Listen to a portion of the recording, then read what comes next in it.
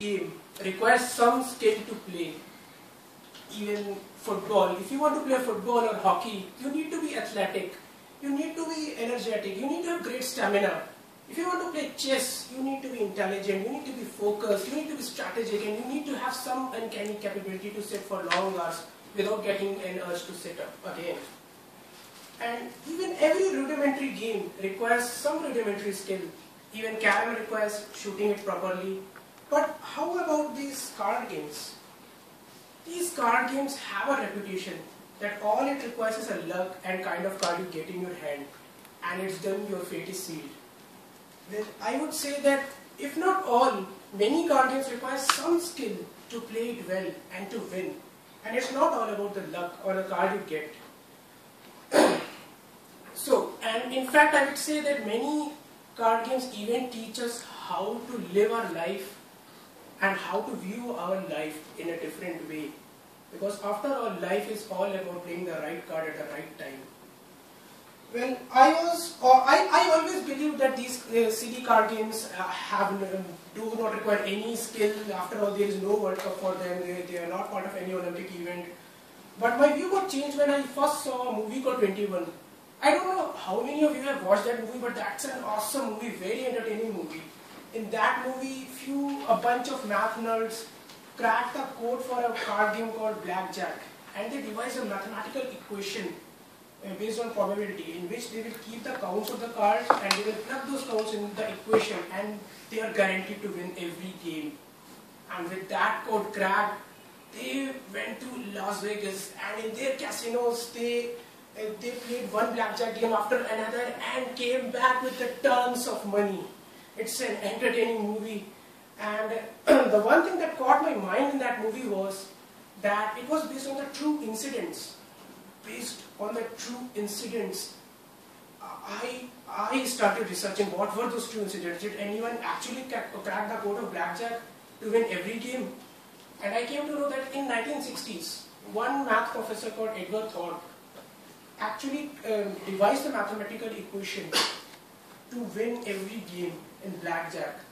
And he also went to Las Vegas, and he went to the most notorious casino in Las Vegas, where world's greatest egomaniacs will come and assemble there, and between them he won every blackjack game, and he came back with the truckloads of money and started teaching again. And this was blowing my mind. I was now considering a significant career change to become a full-time gambler. But I didn't started gambling. I ended up in a software firm, which was also a gamble. but coming to gambling, the most popular game which comes in our mind is poker. It's always poker, because every other card game you can play for fun, no bets required, but poker forces you to be a gambler, because to play poker, you have to make a bet, you have to raise a bet, or you have to match the previous bet in order to make the cards turn, to see what the cards is. So for an outside observer, it is more or less like, it depends on the card, it depends on the luck. But if you see it properly, the poker players are also using their hidden skills. Poker players are excellent in noting the facial expressions and the physical body language of their opponents. By the way, if there are any poker players in our room, you can be my P5 evaluator, because when body speaks, they can listen really well. These poker players, the moment the card is turned, they are such a keen observer of the body language and the facial expressions that they can even notice the slightest of the change in your micro expressions in your face, and they can judge when the card is turned with that slightest expression whether you are happy or you are tensed, whether you are happy with that card or you are tensed with that card, and based on that they will make their move. And so these poker players are great. These skills they use in their life as well. Like the blackjack players are great at numbers.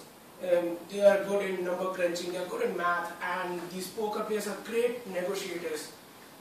And these poker players have they can not only notice the facial expressions of others, they can hide their own facial expressions to not to give any clue to others. And that's where the term poker face comes from.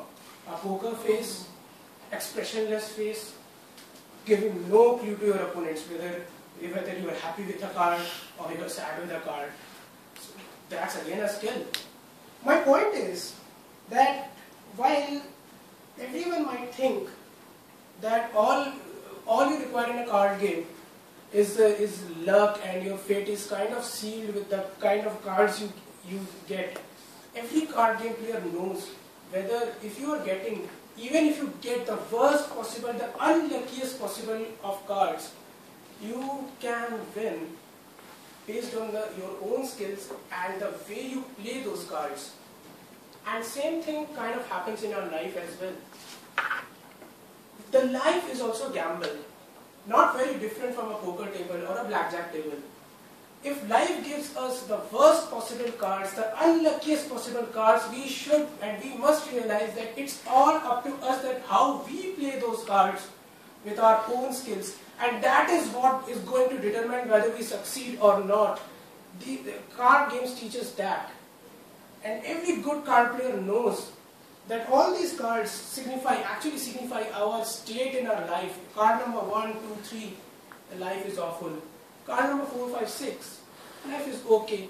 Cards like king, queen, ace, life is super awesome. And you know how we are?